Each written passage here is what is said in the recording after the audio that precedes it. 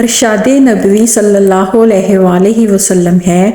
آن حضرت صلی اللہ علیہ وآلہ وسلم پر وحی کا ابتدائی دور اچھے سچے پاکیزہ خوابوں سے شروع ہوا۔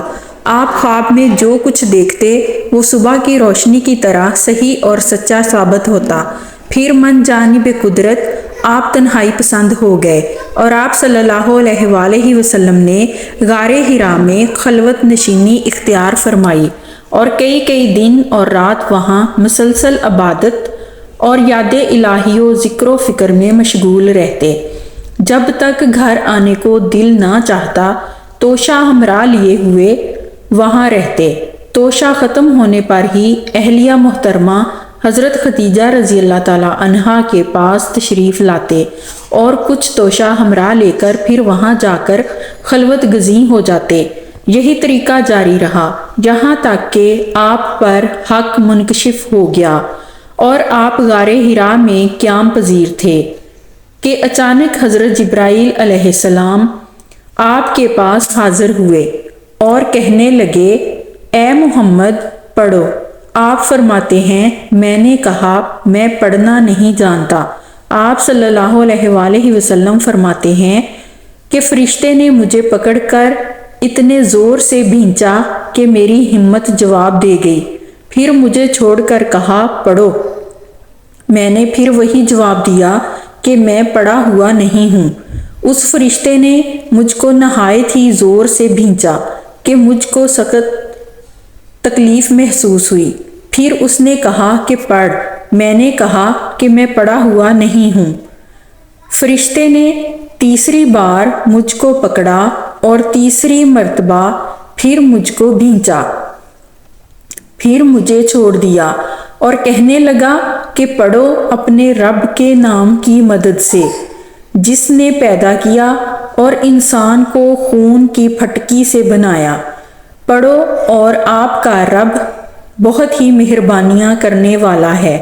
پس یہی آیتیں آپ حضرت جبرائیل علیہ السلام سے سن کر اس حال میں غار حرا سے واپس ہوئے کہ آپ کا دل اس انوکھے واقعے سے کانپ رہا تھا۔ آپ حضرت خدیجہ رضی اللہ تعالیٰ عنہا کے ہاں تشریف لائے اور فرمایا کہ مجھے کمبل اڑا دو، مجھے کمبل اڑا دو۔ لوگوں نے آپ کو کمبل اڑا دیا۔ جب آپ کا ڈر جاتا رہا تو آپ نے اپنی زوجہ محترمہ حضرت خدیجہ رضی اللہ تعالیٰ عنہا کو تفصیل کے ساتھ یہ واقعہ سنایا اور فرمانے لگے کہ مجھ کو اپنی جان کا خوف ہو گیا ہے۔ آپ کی اہلیہ محترمہ حضرت خدیجہ رضی اللہ تعالیٰ عنہا نے آپ صلی اللہ علیہ وآلہ وسلم کی ڈھارس بندھائی اور کہا کہ آپ کا خیال صحیح نہیں ہے۔ خدا کی قسم آپ کو اللہ کبھی رسوا نہیں کرے گا۔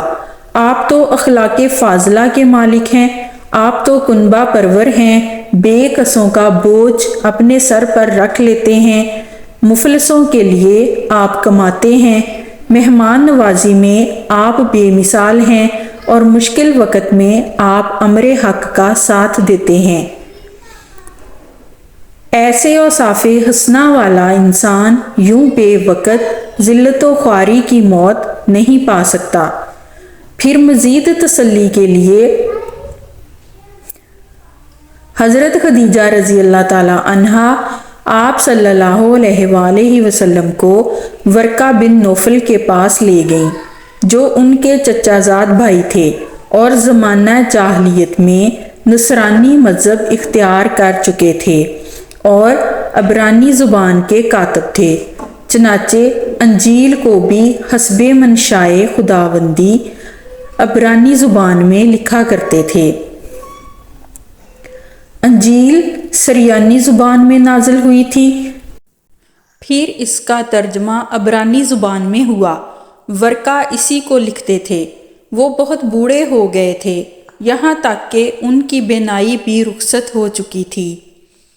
حضرت خدیجہ رضی اللہ تعالیٰ عنہا نے ان کے سامنے آپ صلی اللہ علیہ وآلہ وسلم کے حالات بیان کیے اور کہا کہ اے چچا زاد بھائی، اپنے بھتیجے محمد صلی اللہ علیہ وآلہ وسلم کی زبانی ذرا ان کی کیفیت سن لیجئے۔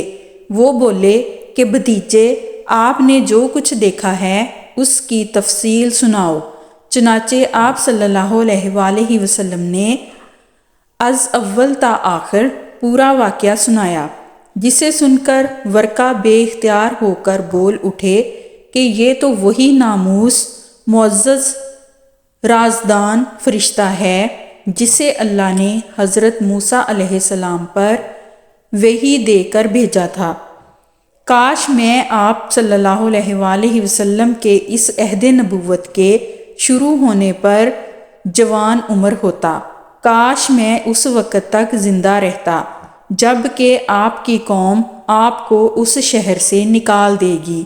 رسول کریم صلی اللہ علیہ وآلہ وسلم نے یہ سن کر تعجب سے پوچھا کہ کیا وہ لوگ مجھ کو نکال دیں گے، حالانکہ میں تو ان میں صادق و امین مقبول ہوں؟